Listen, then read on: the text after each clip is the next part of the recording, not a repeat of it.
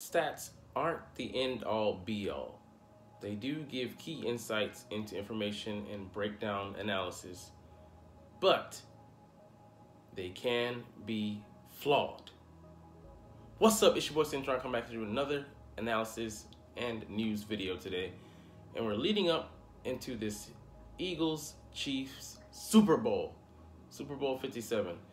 It's going to be a titillating, exciting one and a tough battle, I think, on both sides.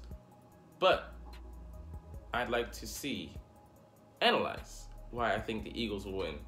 And we're looking at some stats from NFL Network. So the first stat coming up here is red zone rushing. The Kansas City Chiefs ranked number 8 in the league, and the Eagles ranked number 32 overall. This, I believe, is a misleading stat because, considering that it's including the playoffs, I don't know if it includes the playoffs as well, but the Eagles' record is still 14-3 in the regular season and combined 16-3 with the 2 wins in the playoffs. That number of losses, 3, tells you that this is a garbage statistic. It really, in the main frame of it all, the grand scheme of it all, didn't really mean much. Because if they're ranked so horribly, how do they still go on to win those games? Concerning, yes, but I believe that the Eagles didn't give the opponents that many chances to even get into the red zone in the first place. And then they were kicking field goals and they were getting stops. So at the end of the day, they might have gotten yards, but very rarely did they punch it in and get 6 points. So this, like I said, can be very misleading. Like, while it may be good on the Chiefs' end of the deal, for the Eagles, it did not greatly adversely affect them as a team. So don't be misled too much by stats. All right, moving on to number 2. The Chiefs passing versus pressure. So when they add pressure and they get pressure on the passer here, they are number 2 in passing defense with bringing pressure, and the Eagles' offense in reacting to being pressured is number 18, middle of the pack. Basically, there are 32 teams divided by 18 equals their 50%. They're perfectly in the middle. But this is also a misleading stat because the Eagles' offense is amorphous. Against the number 1 rush defense last week, the Eagles had abysmal passing yards, 120 by Jalen Hurts, but they still ended up rushing for 148 yards on 44 attempts for like a 3.7 average and 4 touchdowns. They only needed those to win the game. They didn't have to do more because the Eagles defense did its job by putting 2 quarterbacks, not 1, but 2 quarterbacks out of the game last week. Josh Johnson, the journeyman, and the 3rd stringer elevated the starter by injury to 2 other quarterbacks, Brock Purdy. And we didn't need to beat the 49ers through the air. So this, like I said, can be misleading. We average, there are 12 games this year where we rushed for at least 125 to 135 yards, and 5 where we crossed the 200-yard mark. So we may look at Jalen Hurts' stats. He passed for 3,700 yards this season, but we rushed, including the playoffs, we rushed for 39 touchdowns. If we're not committed to the run, you don't believe so? You're losing your mind. You're out of your gourd. You're out of your freaking mind. So this is another misleading stat. So that is great for the Chiefs. I think it had like a 2.3 quarterback rating when they were able to get 3 picks when bringing pressure in the playoffs. And it's just like, well, who else you played against? Joe Burrow, you picked him out twice, and Trevor Lawrence threw 4 picks the week before. So he's a pick magnet, but still in his, I think, 2nd year. So he's only going to get better. And Joe Cool didn't have protection to protect him. So you guys are bringing pressure. You're bullying the handicap there. The Eagles O-line is the best in the league by far, a cut above the number 2, the 49ers. And it's not even close. Like Joey Bosa, left side, tried it with Malata, left tackle, shutout. Tried it with Lane Johnson, the future Hall of Famer, shutout. So, I mean, it's going to be tough sledding, especially if you only have one guy in a group of complements who complement him and allow him to shine. If they're shut down, they're going to be shut down because they're facing superior talent overall and individually. And you're relying on him to open up doors for them. It's going to be tough sledding. One guy is not going to beat this offensive line. They play as a unit, and just individually, their talents should speak for themselves. They're all Pro Bowlers or Pro Bowl alternates with 2 All-Pros, and Lane Johnson and Jason Kelsey anchoring that line. So you bring in the pass. I mean, you bring the pressure on the pass. Jalen Hurts hasn't turned it over. He's had a fumble. He didn't lose it, though. He recovered it. Or our team recovered it. But he's had 1 fumble, but he hasn't had any turnovers. Hasn't thrown picks. He's very careful with the ball. And those other 2 quarterbacks, Joe Burrow, he can be reckless at times because he's a playmaker. He takes chances, but also he's liable to put the ball in harm's way, getting the ball to that trio of dangerous receivers, as well as Trevor Lawrence. We can see that he's a gunslinger. That liable to have his teammates catch stray bullets by way of turnovers. So I mean, it's night and day, apples to oranges, comparing those 2 offenses to what we do and what things that go through the run, and that starts with Jalen Hurts and him doing the read option. And we'll get to another thing later that kind of exposes this stat. But if you think that Jalen Hurts is going to pass, sit back and pass, and he's aiming to be, just air it out like the opponent on the opposite sideline, Andy Reid, you are gravely mistaken. So this is one of those stats where, like, it might be true that, they bring pressure, but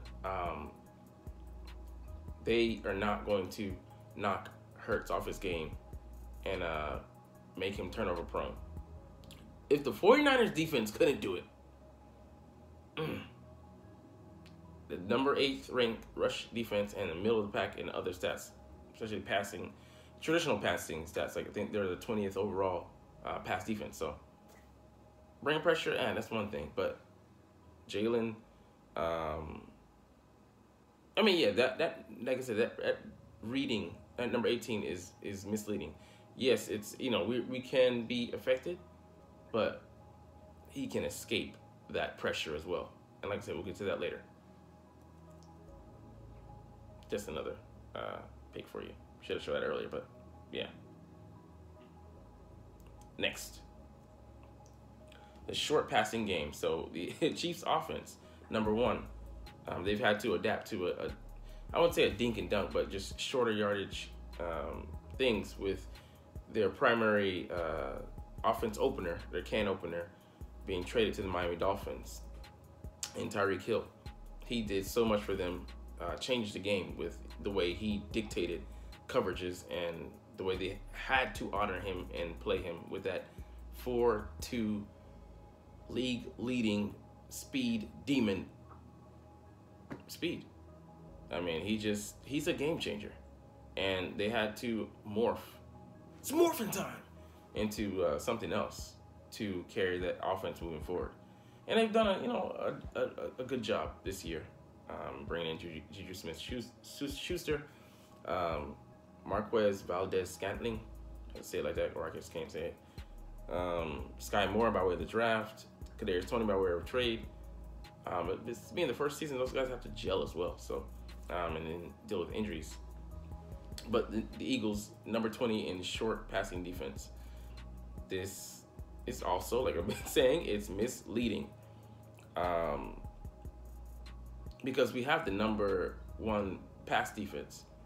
So this is coming in games where like the team is trying to catch up. So they're going to be passing. So it's going to be elevated to more absurd numbers because, you know, they're not going to run the ball to try and catch up in garbage time. And when you have the backups in there, you know, they could be adversely affected. You know, those numbers, those aren't all on the starters. And still, they have the number, even with that number 20 on short passing and then number 1 passing defense, they don't mix. Something is wrong there. And yes, we haven't allowed a huge amount of explosive plays, but that's the same. Maybe they get first downs, but then they don't go on to score because, like I said, we have a 14-3 record in the regular season and a 16-3 record in overall with the 2 postseason wins. And those 2 postseason wins, of course, there's some caveats there, but 38-7 and 31-7. I mean, that's telling you that the short passing game, while we'll let you have it, because there's affordable losses. If you're gonna pass for 3 yards, 4 yards, I'll take those. You're gonna try to paper cut me to death? I have a stock of Band-Aids.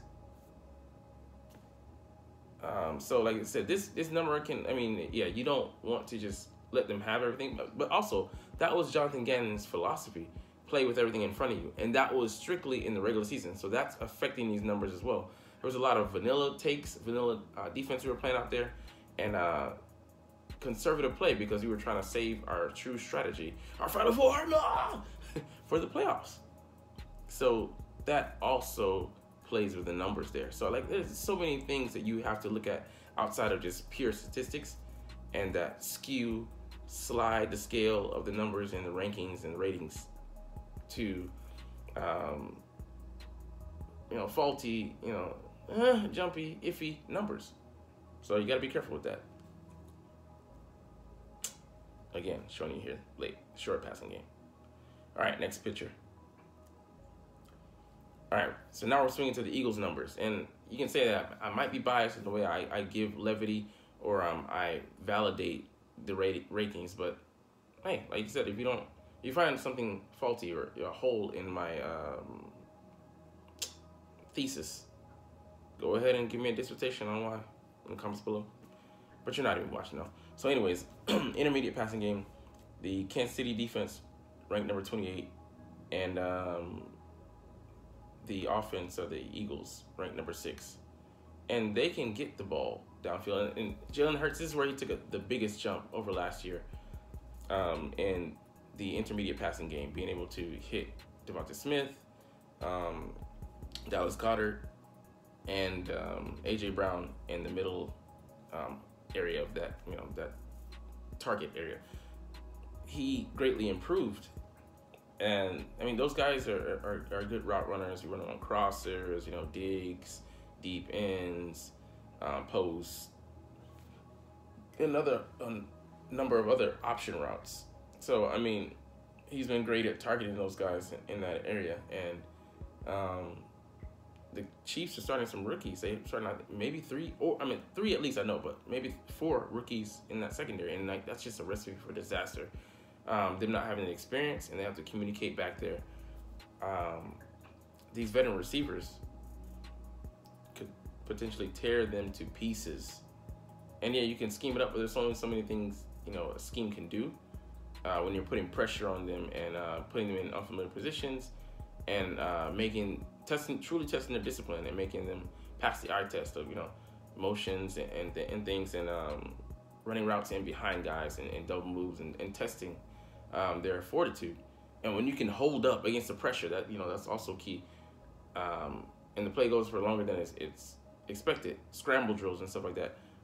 How are they going to react and not having the experience to lean back on to know that, oh man, something is probably coming in behind me, or I shouldn't take the bait and on this route, the eye candy there. It's too appealing. If looks too good, It probably is true.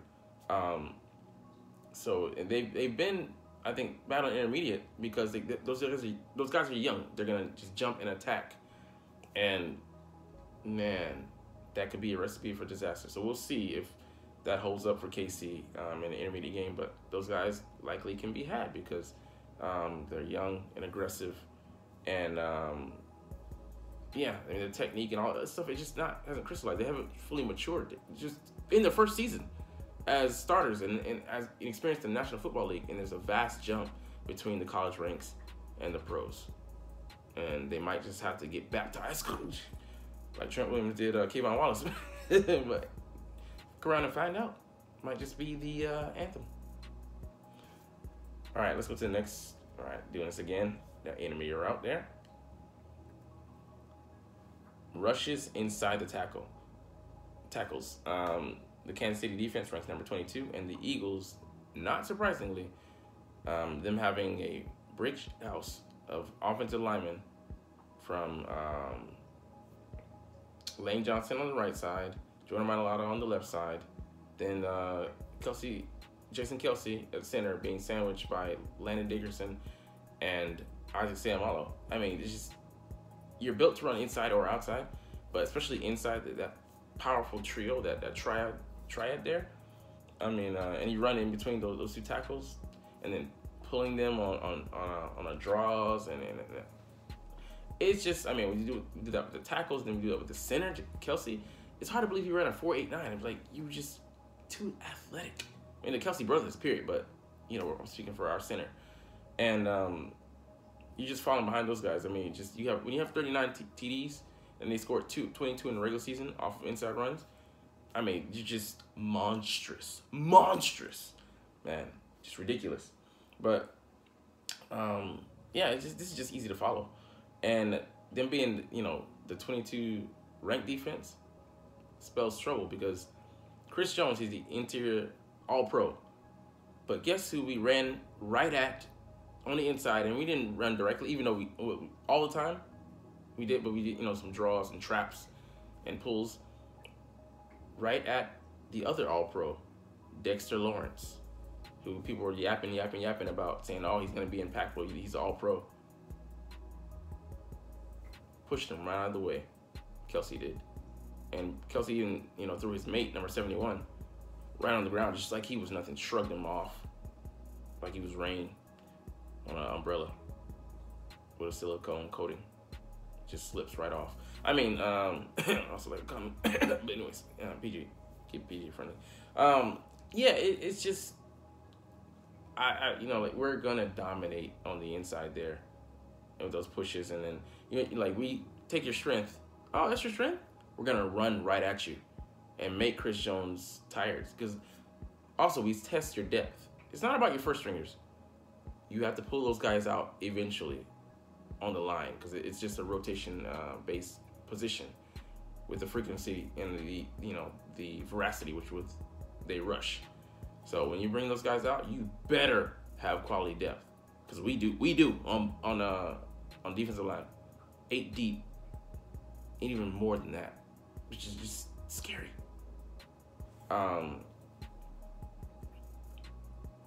It just, I'm thinking about Robert Quinn last year, just 18.5 sacks, and he's an afterthought on his defense.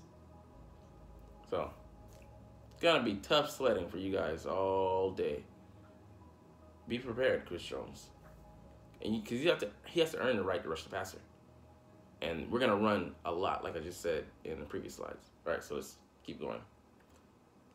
QB scrambles, and this one is a key one. This ties into the pressures that I was talking about earlier. Because Jalen Hurts, you know, they sit back and put 8 in the coverage.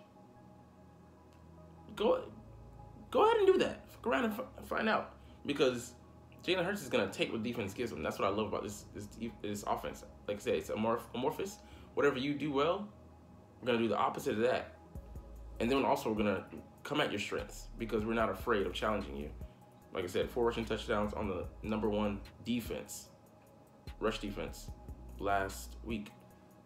So they struggle against, you know, scrambling quarterbacks. I saw it on the clip. The Rams quarterback, maybe a backup, let him run. There were some other guys they you know, they struggle with, you know, this number speaks to that.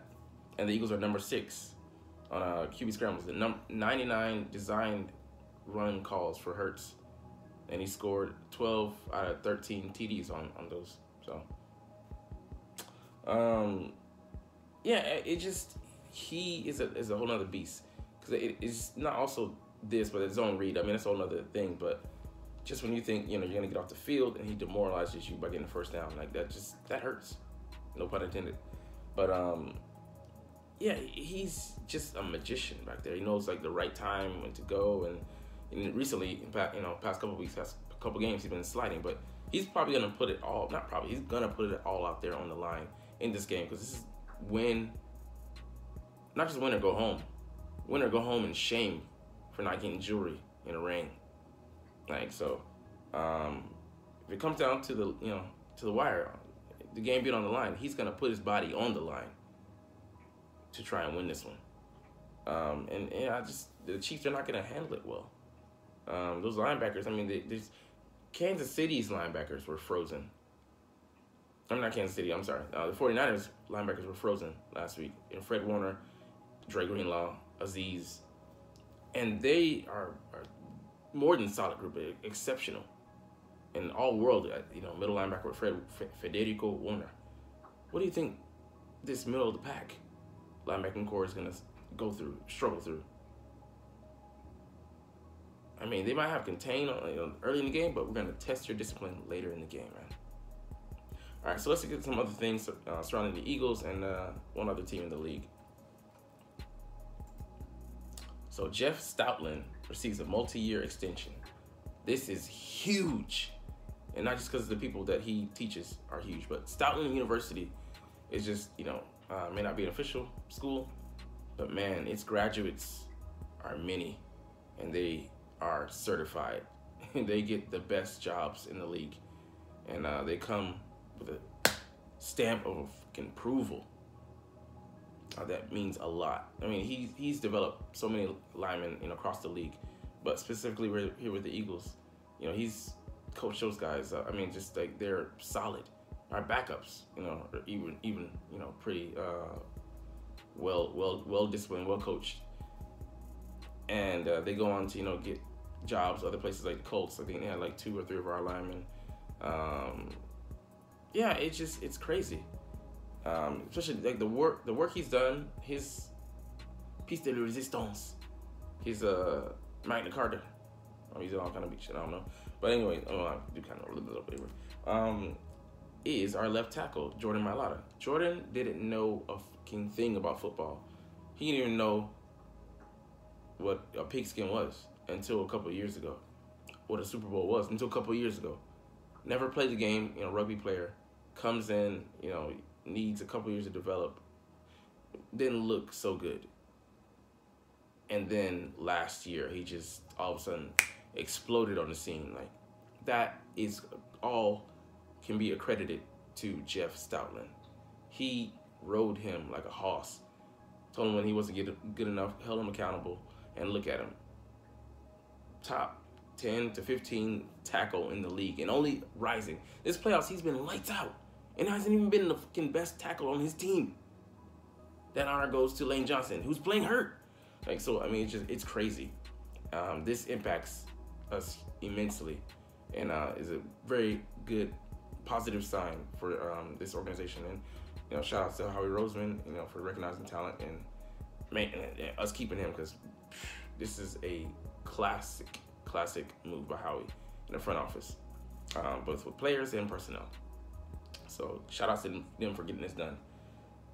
Avonte Maddox is in a walking boot for precautionary reasons. I think, yeah, it's purely just that. I don't think he's re-injured anything. If he's had any setbacks, just to make sure that he makes it to the Super Bowl in one piece and is able to give us all, because we're gonna need him.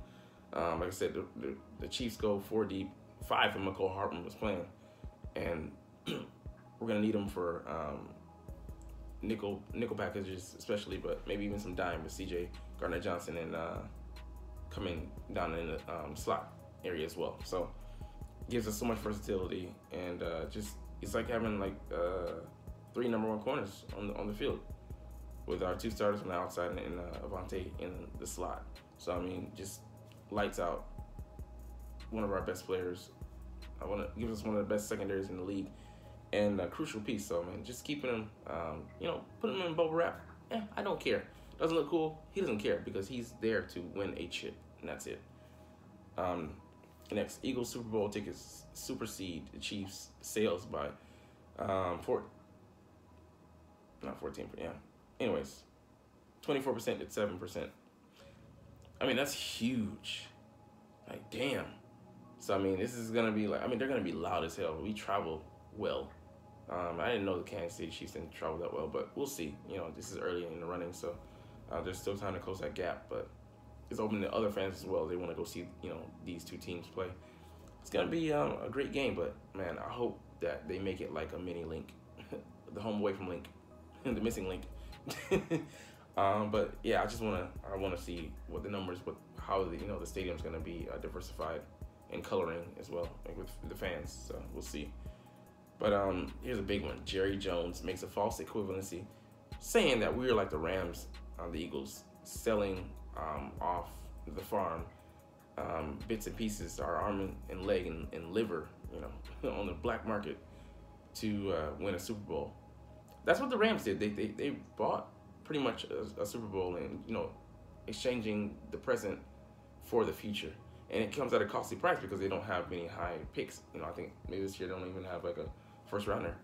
Maybe like limited to like 5-man draft. And that limits you. That means you have to hit on your draft pieces. And then, free agency, you got to be able to bring in key guys and like you cannot miss. So, and especially on trades as well. I mean, like it's been all worth it because they won the Super Bowl, but it's not the best approach for a lot of teams. Only a few teams can think, operate, and move like this. But the Eagles don't do that. He's a man. He plays like me, like in games, and I like to be flush with options. And if I make a move, I'm restocking, I'm replenishing with 3 more, triple of what I had. So this year coming up, we have 2 first-round picks.